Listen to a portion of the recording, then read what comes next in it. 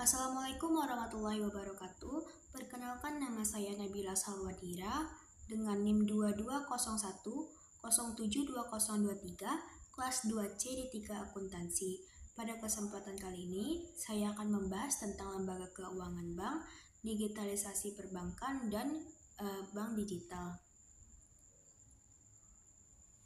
Yang pertama itu lembaga keuangan. Lembaga keuangan merupakan badan usaha atau institusi di bidang jasa keuangan yang bergerak dengan cara memberikan fasilitas jasa layanan keuangan, menghimpun dana dari masyarakat, dan menyalurkannya kembali untuk pendanaan ke berbagai kegiatan keuangan yang mempengaruhi jalannya perekonomian. Bank dan perbankan.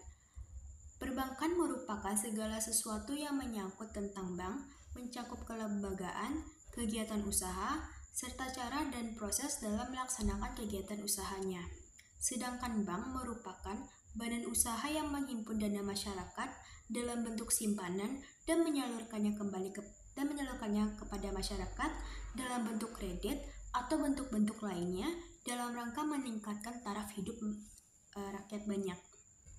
Selanjutnya, fungsi utamanya yaitu menyediakan jasa intermediasi dan jasa keuangan lainnya kepada perusahaan dan rumah tangga dengan tujuan untuk memaksimumkan kekayaan pemilik.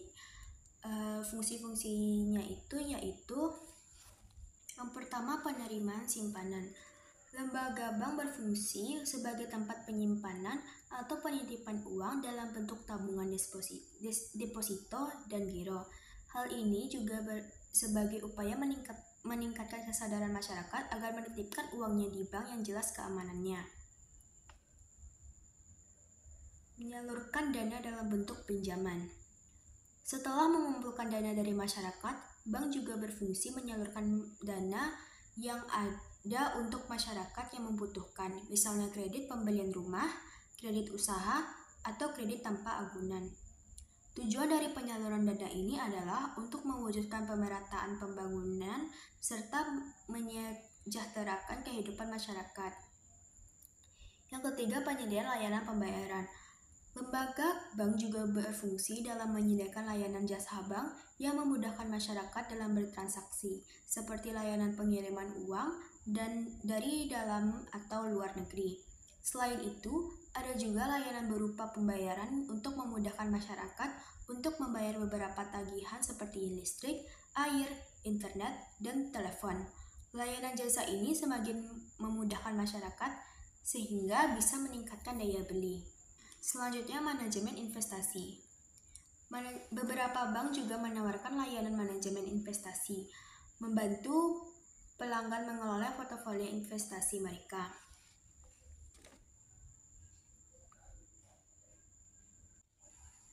Selanjutnya, lembaga keuangan bank. Lembaga keuangan bank itu ada 3. Yang pertama, bank sentral, bank umum, dan BPR. Yang pertama, bank sentral. Bank sentral merupakan suatu badan yang bertanggung jawab dalam mengawasi sistem moneter suatu negara.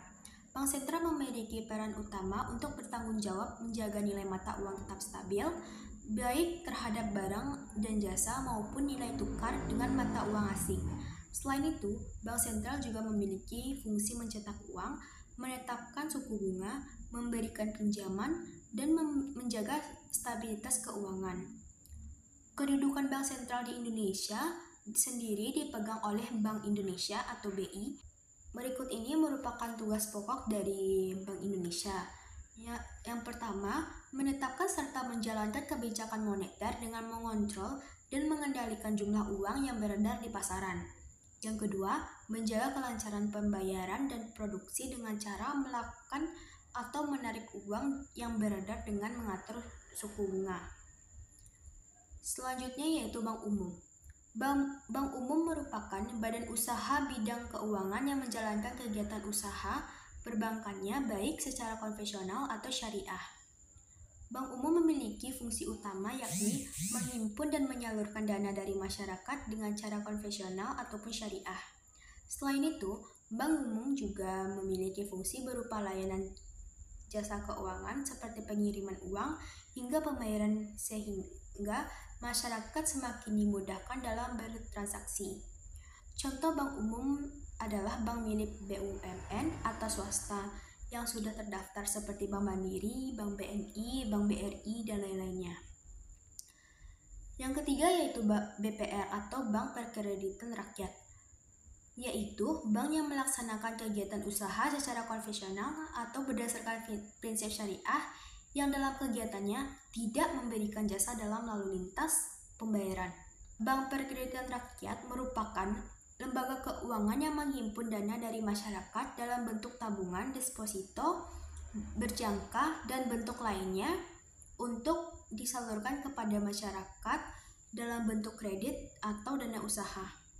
Umumnya, peran BPR sama dengan bank umum. Yang membedakannya adalah BPR tidak memberikan jasa keuangan dan tidak menerima simpanan giro.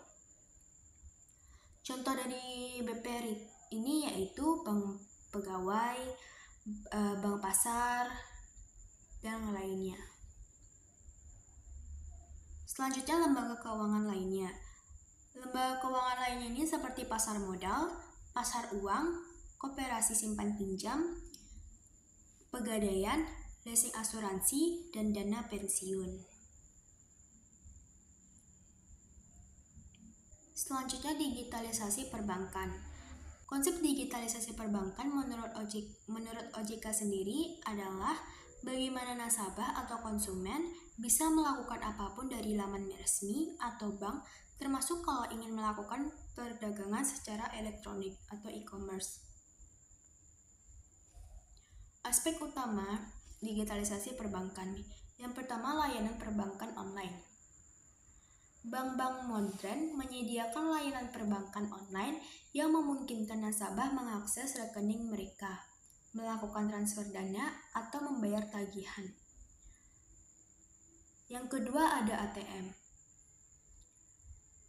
Automated Teller Machine itu memungkinkan nasabah untuk melakukan sebagian besar transaksi tanpa perlu mengunjungi cabang fisik bank. Yang ketiga ada mobile banking atau m-banking. Aplikasi mobile banking memberikan akses ke layanan perbankan yang mudah dan nyaman di perangkat seluler. Nasabah dapat mengelola rekening, melakukan pembayaran, dan lain-lainnya. Yang ketiga itu ada pembayaran digital. Pengguna bisa melakukan pembayaran digital seperti mobile wallet, dompet digital, atau dengan QR.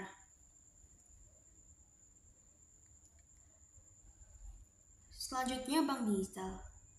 Bank digital adalah bank yang menyediakan dan melakukan aktivitas bisnisnya melalui saluran elektronik. Bank digital merupakan satu organisasi berbadan hukum Indonesia, BHI, yang dapat menjalankan kegiatan usahanya tanpa kantor fisik, selain kantor pusat. Keunggulan layanan digital banking. Yang pertama ada layanan 24 jam. Demi memenuhi kebutuhan nasabahnya, bank digital menawarkan layanan perbankan yang bisa diakses secara 24 jam. Jadi, nasabah bisa melakukan pembayaran, transfer selama 24 jam penuh. Yang kedua ada biaya admin yang terjangkau. Jika melakukan aktivitas perbankan, biasanya ada promo atau layanan bebas biaya admin. Yang ketiga, layanan keuangan inklusif. Layanan inklusif berarti pihak bank digital wajib untuk memberikan layanan untuk dapat menjangkau masyarakatnya yang lebih luas. Contoh bank digital di Indonesia yaitu CIMB, Niaga, atau Alobank, dan lain-lainnya. Sekian yang bisa saya jelaskan. Terima kasih. Assalamualaikum warahmatullahi wabarakatuh.